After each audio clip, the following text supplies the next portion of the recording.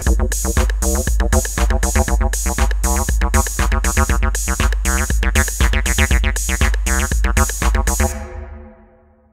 voulais faire une présentation de la contrainte Follow Path. Donc c'est une contrainte qui va me permettre de déplacer un objet le long d'une courbe. Par exemple, ça peut être un véhicule, un personnage, une caméra, etc. Et il n'y aura pas de déformation de l'objet. Alors je vais commencer par garder mon cube et puis sélectionner cette face et faire un scale, histoire d'avoir un avant et un arrière de mon objet. Et je vais créer une curve Bézier. Et ici, dans le panneau Objet, sous Viewport Display, je clique sur In Front de manière à pouvoir voir ma courbe en transparence. Ensuite, je la sélectionne, je passe en mode Edit, je fais un Scale. Et là, je vais faire une rotation sur Z.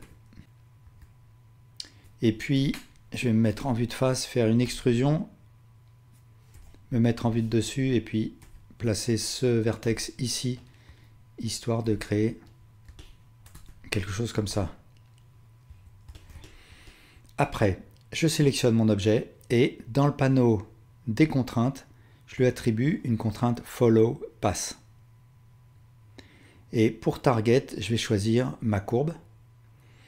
Et mon objet, du coup, il saute à l'extrémité de la courbe. Donc en fait, l'extrémité, ça va être en fonction du sens des normales de ma courbe. Donc si je rentre en mode Edit, je peux ouvrir le panneau Viewport Overlays et ici, j'active l'affichage des normales et là, je peux voir que les normales vont dans ce sens-là. Si je veux inverser le sens, je peux faire un clic droit et Switch Direction et du coup, mon objet ira à l'autre extrémité. Mais je vais refaire un Switch Direction. Alors, l'objet va venir se placer à l'extrémité, mais si au début, par défaut, mon objet ne se trouve pas au centre de la scène, par exemple il se trouve là, quand je lui donne le Follow Path, il ne va pas venir à l'extrémité. Il faut que mon objet soit au centre de la scène pour pouvoir le coller à l'extrémité de ma courbe. Alors pour ramener mon objet au centre de la scène, je fais un Alt G et du coup il est bien au centre de la scène et avec le Follow Path, il vient bien à l'extrémité de ma courbe. Alors maintenant, pour animer mon objet, je peux utiliser la valeur Offset, donc le décalage. Et à ce moment-là, je crée des images clés sur cette valeur Offset. Je vais d'ailleurs ici ouvrir avec un Shift F12 la timeline. Toujours dans la contrainte, je pourrais animer en cliquant sur le bouton Animate Path, mais c'est une solution qui ne nous arrange pas, donc je ne vais pas l'utiliser. Ce que je peux faire aussi, c'est sélectionner ma courbe, aller dans l'onglet Object Data, et là, utiliser la valeur Evaluation Time sous Path Animation. Et en posant des images clés, je vais pouvoir animer le mouvement de mon objet.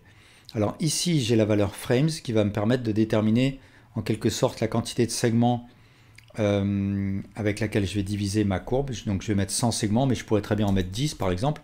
Et à ce moment-là, l'Evaluation Time, si je la mets à 10, mon objet va arriver au bout de la courbe. Et à 0, il est au début de la courbe, bien sûr. Bon, je vais laisser le 100 qu'on avait par défaut. Et donc là, il faudra aller jusqu'à 100 pour arriver au bout de la courbe. Au passage, ici sous Shape, j'ai la résolution de mon objet. Et je vais mettre une résolution plus élevée pour avoir quelque chose d'un petit peu plus lisse. Je vais mettre 24 par exemple et ça va me donner quelque chose d'un petit peu plus lisse. Si je laisse la valeur Render You à 0, au rendu, c'est la valeur que j'aurais mis en preview qui sera prise en compte, donc 24. Donc, ce qu'il me reste à faire, c'est tout simplement poser des keyframes sur l'Evaluation Time. Donc, je mets mon lecteur à 1, je presse I avec l'Evaluation Time à 0, et puis à la frame, peu importe, 60 par exemple, je vais mettre l'Evaluation Time à 100, et je presse I, et on a notre animation.